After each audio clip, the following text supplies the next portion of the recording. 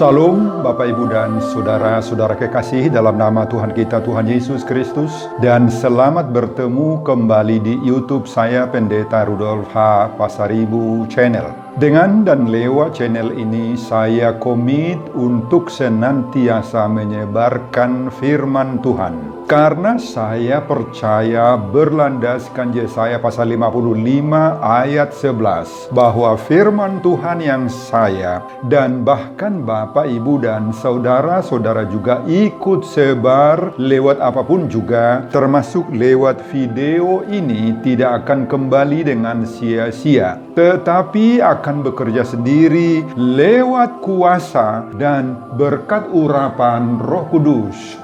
Mari Bapak, Ibu, dan saudara-saudara semuanya saya ajak untuk membantu saya menyebarkan pengajaran firman Tuhan khotbah di minggu ke-15 sesudah Trinitatis 20 September 2020, terambil dari kitab Injil Lukas pasal 17 ayat 26 sampai dengan ayat 37, dan bacaan atau epistel terambil dari kitab 1 Raja-Raja pasal 19 ayat 9 sampai dengan ayat 18. Diikat oleh topik atau tema kuasa Allah nyata dalam ciptaannya. Dalam bahasa Batak dituliskan, di papatar debata huasona marhite natinoppa. Bapak, Ibu, dan saudara-saudara, saya baca untuk kita. Mari simak pembacaan firman Tuhan berikut ini. Judul perikop Lukas pasal 17 mulai dari ayat 20 sampai dengan ayat 37. Dan khotbah kita dari ayat 26 sampai dengan ayat 37 adalah kedatangan kerajaan Allah. Dan sama seperti terjadi pada zaman Nuh, demikian pula lah halnya kelak pada hari-hari Anak Manusia. Mereka makan dan minum, mereka kawin dan dikawinkan, sampai kepada hari Nuh masuk ke dalam bahtera. Lalu datanglah air bah dan membinasakan mereka semua. Demikian juga seperti yang terjadi di zaman Lot. Mereka makan dan minum, mereka membeli dan menjual, mereka menanam dan membangun. Tetapi pada hari Lot pergi keluar dari Sodom, turunlah hujan api dan hujan belerang dari langit dan membinasakan mereka semua. Demikianlah halnya kelak pada hari di mana Anak Manusia menyatakan dirinya. Barang siapa pada hari itu sedang di peranginan di atas rumah dan barang-barangnya ada di dalam rumah, janganlah ia turun untuk mengambilnya, dan demikian juga orang yang sedang di ladang, janganlah ia kembali. Ingatlah akan istri Lot. Barang siapa berusaha memelihara nyawanya, ia akan kehilangan nyawanya. Dan barang siapa kehilangan nyawanya, ia akan menyelamatkannya. Aku berkata kepadamu, pada malam itu ada dua orang di atas satu tempat tidur, yang seorang akan dibawa dan yang lain akan ditinggalkan. Ada dua orang perempuan bersama-sama mengilang, yang seorang akan dibawa dan yang lain akan ditinggalkan. Kalau ada dua orang di ladang, yang seorang akan dibawa dan yang lain akan ditinggalkan. Kata mereka kepada Yesus, "Di mana, Tuhan?" Katanya kepada mereka, "Di mana ada mayat, di situ berkerumun burung nasar." Saudara, demikian nats khotbah yang diperuntukkan dalam ibadah minggu ke-15 sesudah Trinitatis tanggal 20 September 2020. Saudara, konteks dari perikop khotbah kita di minggu ke-15 sesudah Trinitatis 20 September 2020 adalah menyangkut soal waktu datangnya atau terrealisirnya kerajaan Allah. Saudara, pada saat Yesus menyembuhkan 10 orang kusta, sekelompok orang-orang Farisi mengajukan pertanyaan kepada Yesus, "Apabila kerajaan Allah itu akan datang?" Nah, ini pertanyaan orang-orang Farisi. Apa jawaban Yesus terhadap pertanyaan orang-orang Farisi ini? Pada ayat 20 dan ayat 21, Yesus memberi jawaban. Dan jawaban ini khusus ditujukan kepada orang-orang Farisi yang ada bersama Yesus saat itu. Pertanyaan itu menyangkut tentang 3 hal. Mengenai waktu, kemudian mengenai situasi, dan yang ketiga menyangkut tempat. Di mana letak? Saudara, untuk ketiga-tiga pokok pertanyaan Farisi itu, Yesus mengatakan, kerajaan Allah datang tanpa tanda-tanda lahiriah. Juga orang tidak dapat mengatakan, lihat, ia ada di sini,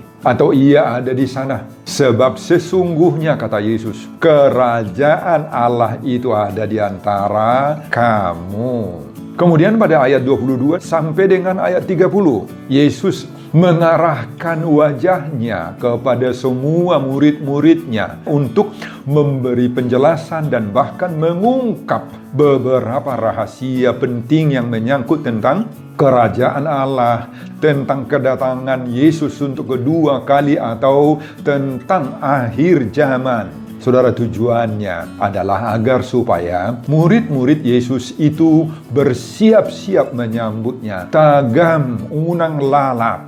Agar murid-murid itu jangan terlalu cepat-cepat percaya pada para penipu yang akan datang seolah-olah menyatakan kebenaran dari rahasia tentang hal-hal atau pokok-pokok tadi. Bahkan Yesus juga menyingkap rahasia yang akan terjadi kelak yang mendahului kedatangan Yesus untuk kedua kali atau akhir zaman. Beberapa di antaranya akan terjadi ragam-ragam penderitaan, akan muncul para penghasut-penghasut. Dan untuk semuanya itu agar murid-murid Yesus itu tetap bertahan dalam imannya. Saudara, mari kita lihat satu persatu perikop khotbah ini dengan catatan saya secara pribadi. Bahwa menurut saya sendiri perikop ini saya akui sangat sulit dihubungkan dengan topik minggu ke-15 sesudah Trinitatis tentang kuasa Allah nyata dalam ciptaannya. Jadi saya bertitik tolak dari apa yang tertulis dalam perikop ini saja. Saudara, apakah hakikat dan keberadaan atau eksistensi dari kerajaan Allah? Pertama, mengenai eksistensi dari kerajaan Allah. Sangat berbeda pemahaman orang-orang Farisi, ahli-ahli Taurat, imam-imam Yahudi dengan pengajarannya Yesus sendiri. Karena menurut pemikiran orang-orang Farisi dan demikian juga pada umumnya orang-orang Yahudi lainnya, bahwa kerajaan Allah yang akan terwujud itu adalah bersifat politis. Akan muncul seorang tokoh politis yang memiliki kuasa, yang memiliki karisma untuk memimpin Israel sekaliber dengan Raja Daud, Raja Sulaiman dahulu dalam Perjanjian Lama. Tokoh dan pemimpin-pemimpin baru inilah yang mereka harapkan yang menjadi pemimpin yang kuat, yang perkasa, yang sangat-sangat bijak dan hebat, mampu membebaskan, memerdekakan Israel yang saat khotbah ini secara politis adalah dijajah oleh pemerintah Rom. Sedangkan bagi Yesus sendiri, hakikat dan keberadaan kerajaan Allah itu adalah sebagaimana pada ayat 21. Pada ayat 21 dituliskan, sebab sesungguhnya kerajaan Allah ada di antara kamu. Saudara, pernyataan Yesus ini sangat penting juga bagi kita. Jangan-jangan bukan saja hanya orang-orang Farisi dan ahli-ahli Taurat Yahudi pada saat Yesus menyampaikan khotbah ini pada waktu itu yang tidak paham tentang hakikat kerajaan Allah. Tetapi juga kita sendiri nggak paham. Banyak orang yang nggak paham apa itu kerajaan Allah, di mana itu kerajaan Allah, dan apa tanda-tanda orang yang sudah hidup dan menerima kerajaan Allah itu sendiri. Nah, disinilah kita disadarkan oleh Yesus lewat khotbah kita pada saat ini bahwa sebab sesungguhnya kerajaan Allah ada di antara kamu. Ada di antara kamu, Bapak Ibu, kerajaan Allah. Kerajaan Allah itu bekerja, beroperasi, dan berkuasa di dalam hati kita, di tengah-tengah rumah tangga kita, keluarga kita, di kantor kita, di gereja kita, di tempat-tempat perpunguan hala Kristen. Ada atau sudah ada kerajaan Allah. Di punguan-punguan arisan marga juga sudah ada kerajaan Allah. Amin, Bapak Ibu. Amin. Kerajaan Allah itu berarti apa? Allah berkuasa, debata marharajaon. Allah yang punya kuasa sepenuhnya. Kalau ada kerajaan Allah di dalam diri kita, Allah yang berkuasa, yang berotoritas di dalam diri kita, Allah yang mengendalikan hidup kita, pikiran kita sepenuhnya. Bapak, Ibu, dan saudara-saudara, kalau Allah sudah berkuasa, berotoritas di dalam diri saya, di dalam diri Bapak, Ibu, dan saudara-saudara, diri kita, hati kita, hatimu, hidupmu, pikiranmu, pekerjaanmu, maka di dalam dirimu sudah ada kerajaan Allah. Dan lomo-lomo be naiko saut. Lomo ni Tuhan inama naikon ulahonokku. Dan hagiot tu dohot hagiot ni dagiku be ulahonokku, ulahononmu. Alai hagiot ni Tuhan namai konsaut dalam diri kita, yang berkuasa di dalam pikiran kita, Bapak Ibu. Molo hagiota naikon ulahonota daktarangi hoswara ni dewata, lomo ni rohani dewata. Berarti Bapak Ibu, dangadong dope harajau ni dewata di bagasa diriku, di bagasa dirita. Nggak ada sama sekali. Kalau kerajaan Allah sudah ada di dalam gereja kita masing-masing, maka kehendak Allah lah yang berkuasa, yang berotoritas di dalam hati, dalam diri semua warga gereja, termasuk mulai dari pendeta, para sintua, partohonan, parhalado, dan semua jemaat yang ada di dalam gereja itu. Bukan kehendak seseorang, bukan kehendak pendeta yang terjadi, yang terlaksana, bukan kehendak seseorang yang memiliki pengaruh besar di dalam gereja tersebut yang harus kita laksanakan, padahal tidak sesuai dengan kehendak Tuhan, Bapak Ibu. Kalau kerajaan Allah sudah ada di dalam gereja kita, maka gereja kita tidak akan lagi gaor, tidak akan lagi marbadai, tidak akan ada lagi yang demonstrasi, menuntut ini, menuntut itu, dan sebagainya. Dan masa beda somoni. Molo nunga harajaon di debata adong di bagasan huria. Ahana mana masa, lomon itu hatta namana saut. Disude nguluta, keluarga tahuriata, dan gaur behita. Molo saya gaur dope hita, lapatan dangadong dope di si harajaon ni debata. Dangadong dope harajaon ni debata di huria si songoni, dau dope harajaon ni debata ai.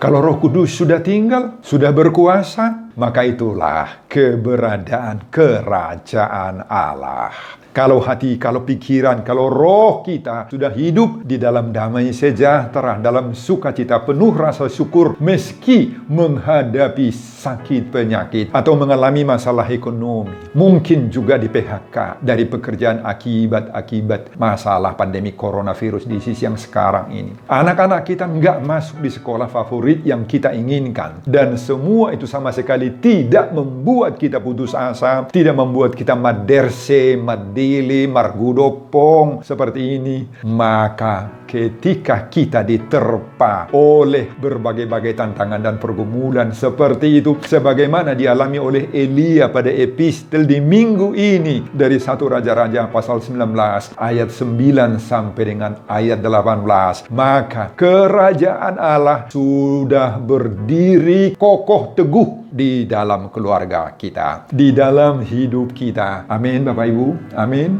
Itulah kerajaan Allah. Paulus mengatakan dalam Roma 14 ayat 7, diingatkan lagi kita tentang kerajaan Allah. Sebab kerajaan Allah bukanlah soal makan dan minum, tetapi soal 3 hal: kebenaran, damai sejahtera, dan sukacita oleh Roh Kudus. Nah, inilah unsur-unsur daripada kerajaan Allah itu, Bapak Ibu.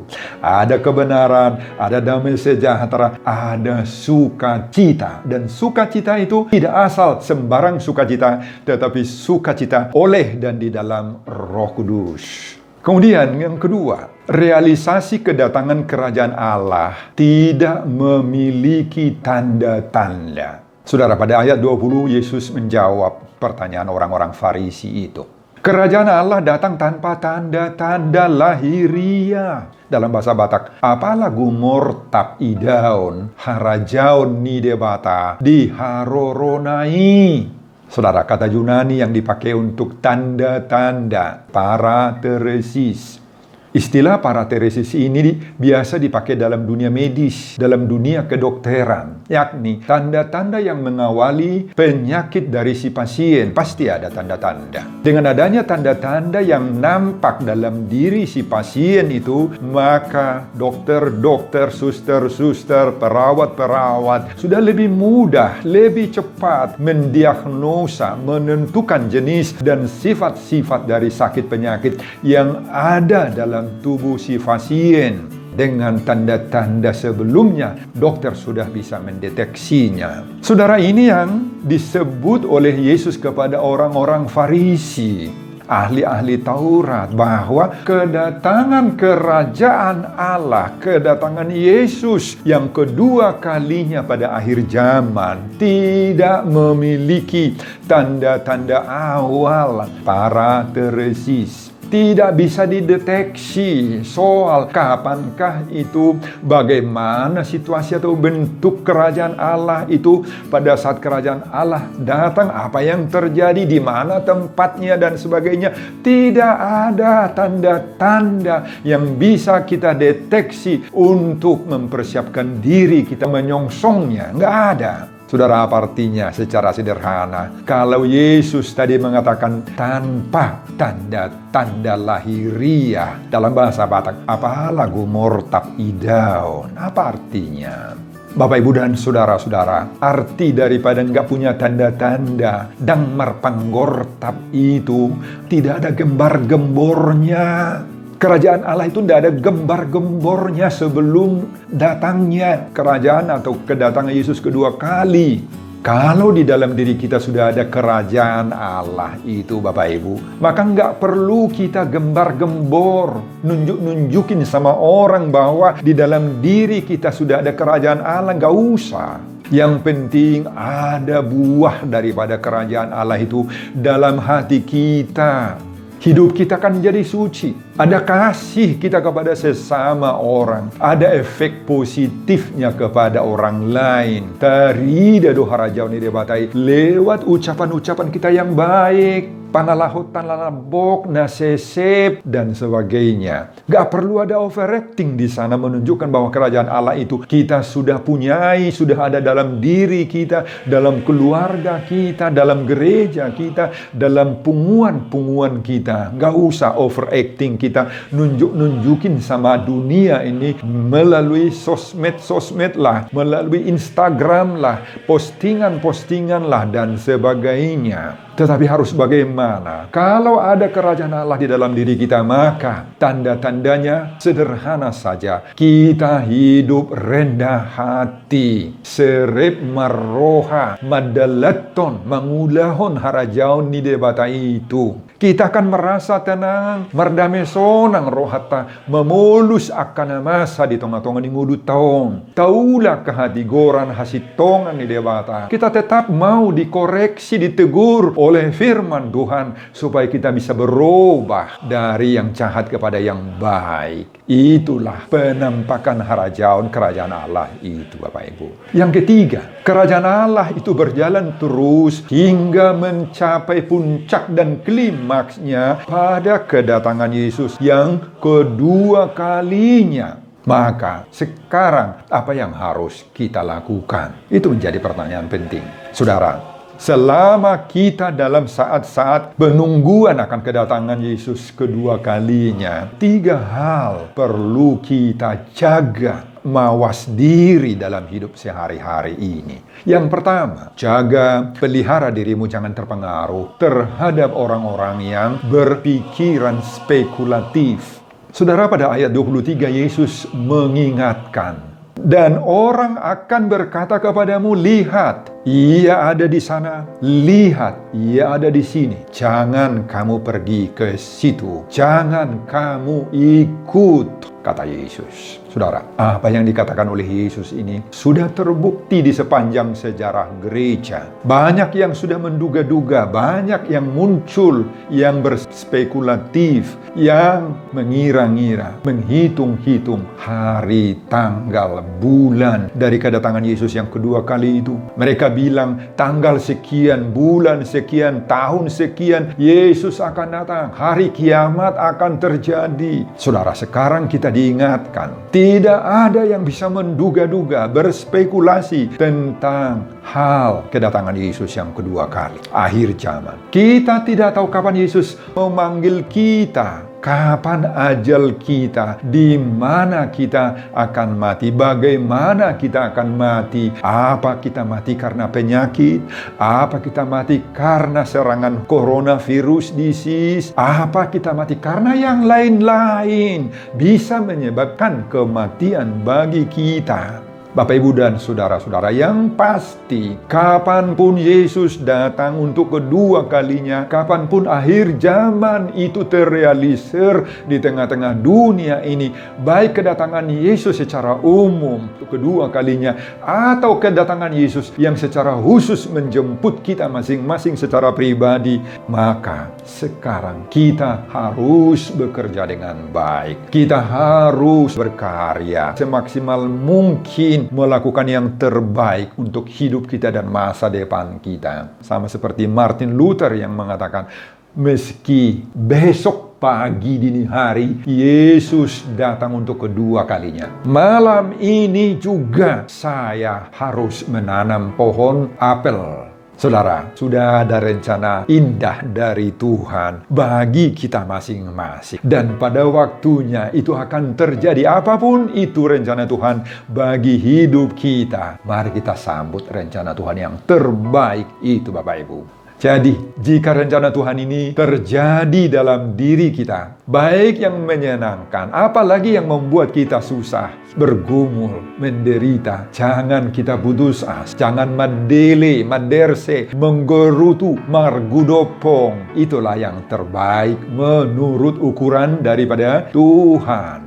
Yang kedua, apa yang kita lakukan? Jangan tiru perilaku orang-orang di zaman Nuh dan di zaman Lot. Saudara, selama menanti kedatangan Yesus untuk kedua kalinya, janganlah kita kedapatan tardapot mengerjakan hal-hal yang terlalu asik, yang bersifat duniawi ini. Lalap di perlalapan lah, asik dengan kesenangan duniawi lah, asik menikmati kemilau dan gemerlapnya keramaian duniawi, kenikmatan tubuh manusiawi kita. Lihat fakta-fakta yang dikemukakan oleh Yesus di dalam firman Tuhan dalam perjanjian lama. Yesus menyebut apa yang terjadi di zaman Noah. Orang-orang sejaman dengan Noah tidak peduli dengan pesan, dengan panggilan, dengan perintah Allah untuk mempersiapkan bahtera. Karena Tuhan sudah memberitahu jauh-jauh sebelumnya bahwa Tuhan akan memusnahkan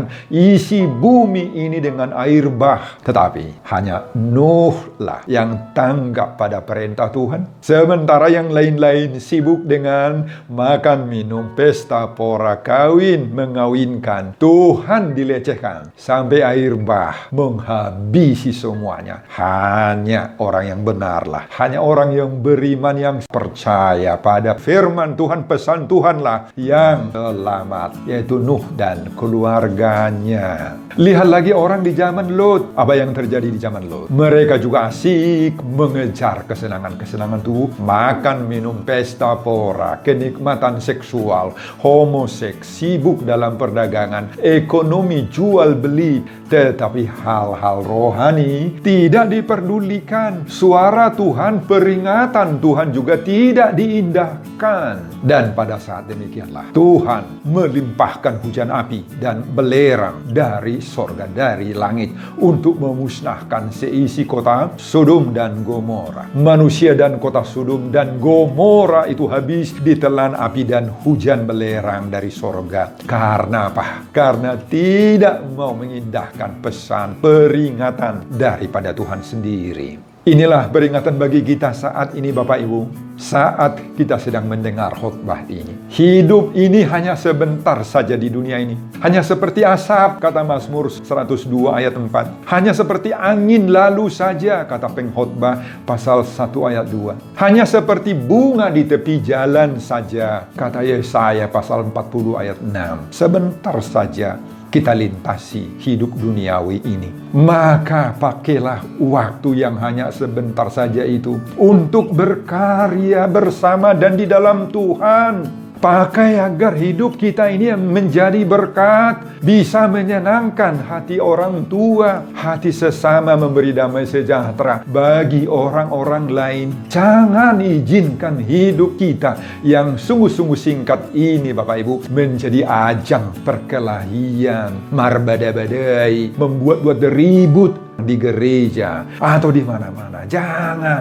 Jangan hidup kita ini asik mencari harta saja, uang saja, kekayaan saja, bertiga-tiga berdagang saja, lupa Tuhan, lupa berdoa, lupa dengar firman daripada Tuhan karena cari jabatan, cari uang, dan sebagainya. Jangan kita melupakan pesan Tuhan. Yang ketiga, apa yang harus kita lakukan? Menyongsong ataupun menunggu kedatangan Yesus untuk kedua kali. Jangan cari keselamatanmu sendiri. Ayat 31 sampai 37. Ayat ini menggambarkan suasana ketika dan pada saat kedatangan Yesus kedua kalinya terjadi kelak apa? Tidak ada lagi kesempatan untuk menyelamatkan diri. Sama seperti istri Lut saat melihat ke belakang langsung terhukum menjadi batu sirah tiang garam. Saudara, dengan tegas Yesus mengatakan, barang siapa berusaha memelihara nyawanya, ia akan kehilangan nyawanya. Dan barang siapa kehilangan nyawanya, ia akan menyelamatkannya. Saat Anak Manusia datang untuk kedua kalinya, kita tidak bisa lagi berbuat apa-apa.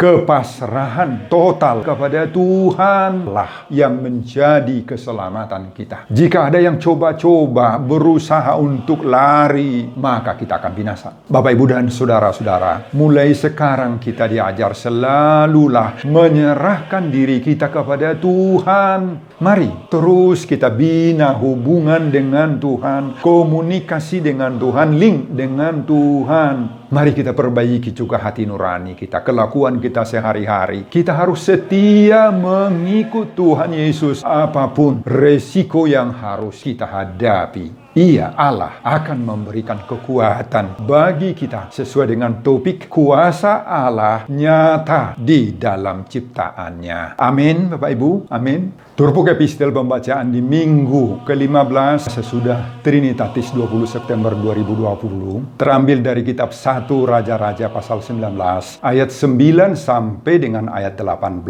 Sudah saya upload di YouTube beberapa hari yang lalu. Semoga Bapak Ibu berkenan mendengarkannya. Sebelum saya mengakhiri khotbah ini kembali, saya mengajak Bapak Ibu dan saudara-saudara untuk membantu saya menyebarkan pengajaran firman Tuhan khotbah di ibadah minggu ke-15 sesudah Trinitatis 20 September 2020 dari Injil Lukas pasal 17 ayat 26 sampai 37 ini, agar semakin banyak orang yang menyadari bahwa kuasa Allah nyata di dalam ciptaannya termotivasi lewat video ini. Tonton juga video khotbah saya yang lain, agar Bapak Ibu dan saudara-saudara memiliki sentuhan dan pemahaman rohani yang semakin diperkaya. Buka di YouTube saya, Pendeta Rudolf H. Pasaribu Channel. Selamat mengikuti ibadah minggu, baik di rumah kita masing-masing ataupun di gereja. Tuhan Yesus memberkati kita. Shalom, Horas, amin.